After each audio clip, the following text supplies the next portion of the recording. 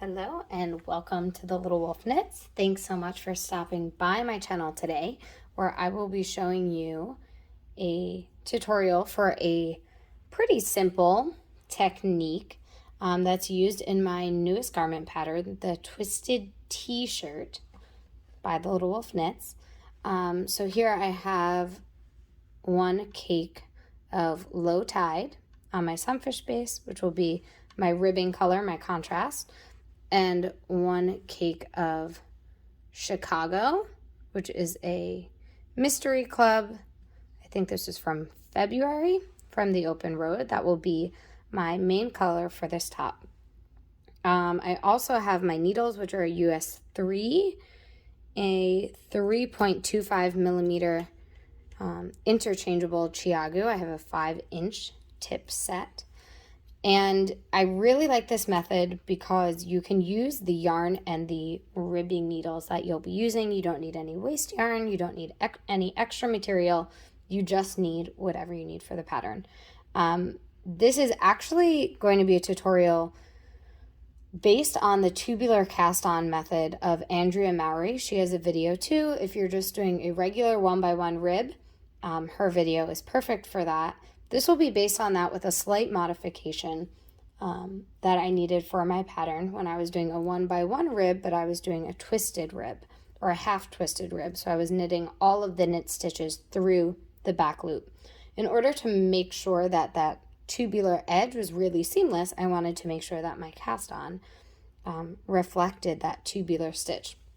So what I'm going to do here is cast on, show you how this works with maybe about 20 stitches or so, maybe even a little bit less. And you work the tubular cast on with the tail end of your yarn.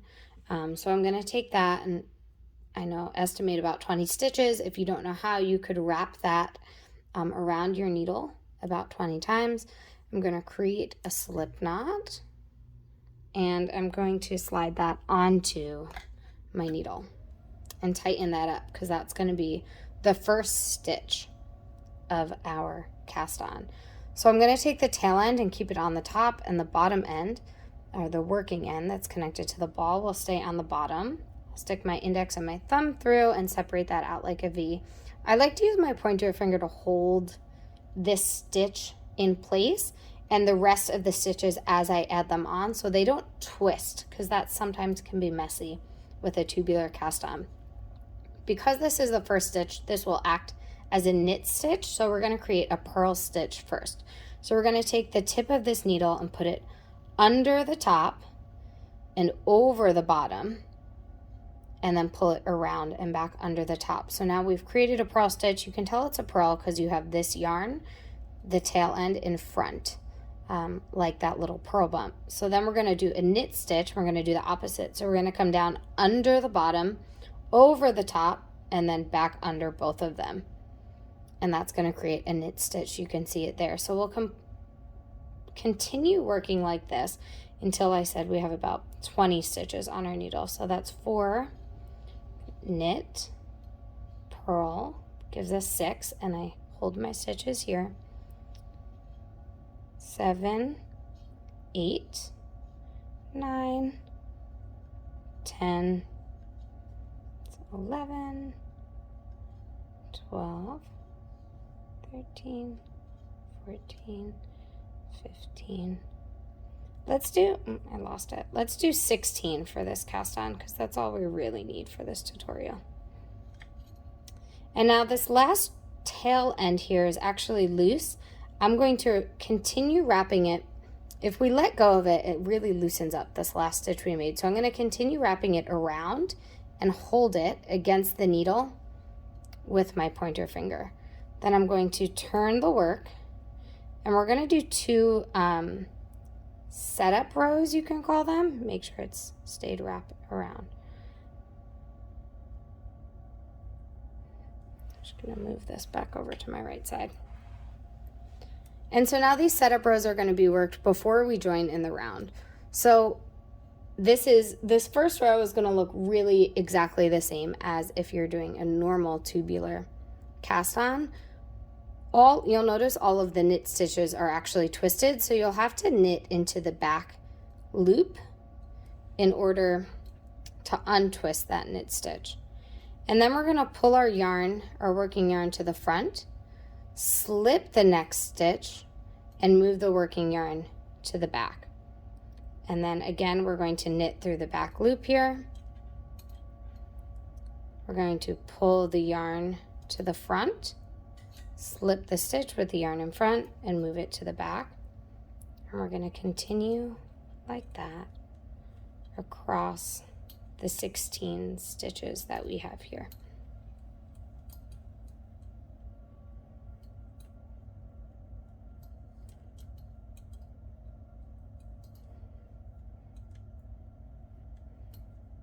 Sometimes when you get a lot of stitches, it looks like the stitches get a little bit twisted. Just make sure you know which stitch you're working on, and it actually is helpful to know which way it needs to be twisted. So I'm going to be doing a knit stitch here, so I just twist it back, knit, slip with yarn in front, knit, slip with yarn in front, knit, and then the last stitch here, slip with yarn in front, and it's that slip knot. So then we're going to turn our work and do our second setup row. This is where it differs a little bit from Andrea Mowry's cast on, because this is going to be the outside of our work when we join in the round. So we're going to make sure that we twist the stitches that we're knitting, which means we're going to be knitting through the back loop. If you're doing a normal tubular, you would just be knitting through the front post as per usual, but we're going to go ahead and knit through the back. And because this is setup round, we're going to pull the yarn to the front, slip with yarn in front, and move it to the back. Knit through the back loop, yarn in front, slip, move it to the back. Knit through the back loop, slip, yarn in front, knit through the back. We're going to continue that all the way across.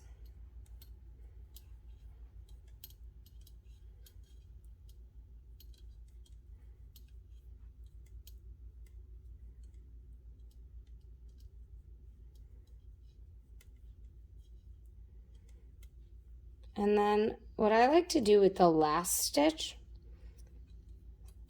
is actually, it should be a slip stitch, but because it's the last one and I want that to stay tight, I actually just purl it. And then we're going to turn the yarn, make sure the yarn is coming up over the needle, and I'm going to just magic loop to show you what this is like. So I'm going to take and split it in half, 2, 4, 6, 8 right here, and set this up for a magic loop. That's why I love my interchangeable set. This cord is perfect for magic looping everything. So I'm going to get set up for a magic loop. I have my yarn coming over the top, pulling out the back needle, and now I'm going to start working in my twisted rib. So this first stitch is going to be a knit stitch, so I should be knitting through the back loop. And what I like to do when I'm joining in the round, always, but especially for a twisted tubular cast on like this, is really make sure to pull this yarn tight so there's no gap right there where you join in the round. So then we're going to pull yarn in front and we're going to purl. And again, at this point I'm still tugging a little bit tighter. Now you're going to continue around knitting through the back loop, and this is the point where you'll just work in pattern. I'll work a full row so you can see what it looks like when I'm done, and then come back to you. Okay, I've gone ahead. I actually worked 2 rows here, but you can see on my tiny little sample what this edge looks like as opposed to a normal tubular cast on. When it stretches, you see the knit stitches all tighten up, and that's consistent with the rows above. And I've also brought my first sample so you can see what it looks like on a completely finished garment. So this is actually the tubular cast on with this twisted modification that I did.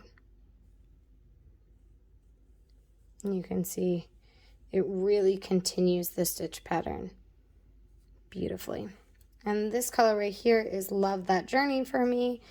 This main colorway is Acai, and all of these colorways are available in my shop down below. Thanks so much for checking out this tutorial. Keep an eye out for other tutorials that will be coming to finish your very own twisted t-shirt. And until next time, bye.